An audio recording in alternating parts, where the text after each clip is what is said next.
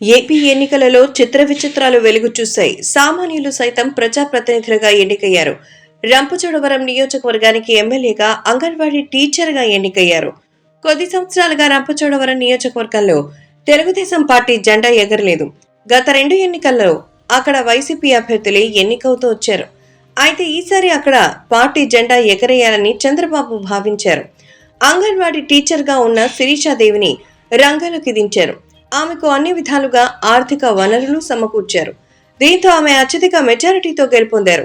ఒక సామాన్య అంగన్వాడీ టీచర్ ఎమ్మెల్యేగా మారారు. అటు విజయనగరం ఎంపీగా గెలిచిన కలిశెట్టి అప్పలనాయుడు పరిస్థితి కూడా అదే. ఆయన ఒక సామాన్య నాయకుడు, ఆర్థికంగా కూడా అంతంత మాత్రమే. కానీ ఆయన సీనియారిటీని, సిన్సియారిటీని మెచ్చి టికెట్ ఇచ్చారు. అనూహ్యంగా అక్కడి నుంచి ఎంపీగా గెలిచారు అప్పలనాయుడు.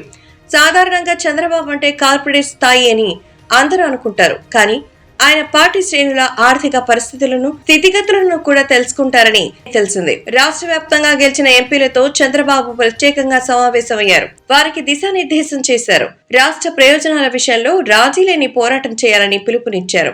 రాష్ట్ర విభజన సమస్యలు, కేంద్ర ప్రభుత్వ పరంగా రావాల్సిన ప్రాజెక్టులు, రాయలతీర విషయంలో గట్టిగా పోరాటం చేయాలని కూడా పార్టీ ఎంపీలకు చంద్రబాబు సూచించారు. తనని తరచూ కలుసుకోవాలని, ఎటువంటి ఆంక్షలు ఉండవని కూడా తేల్చి చెప్పారు. అయితే సమావేశం చివరిలో విజయనగరం ఎంపీ అప్పలనాయుడును తన వద్దకు పిలిపించుకున్నారు చంద్రబాబు.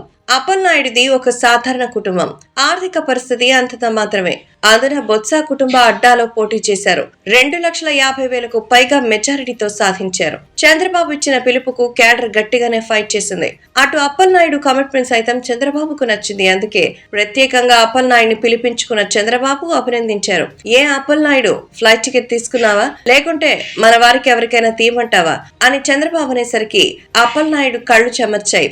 అధినేత మాటలకు ఒక్కసారిగా ఫిదా అయిపోయారు అప్పలనాయుడు. వినమ్రతతో చంద్రబాబుకు నమస్కారం చేశారు. చంద్రబాబు దగ్గరికి తీసుకుని ఆశీర్వదించారు. ఆత్మీయతను పంచారు. సోషల్ మీడియాలో ఈ దృశ్యాలు ఎక్కువగా కనిపిస్తున్నాయి.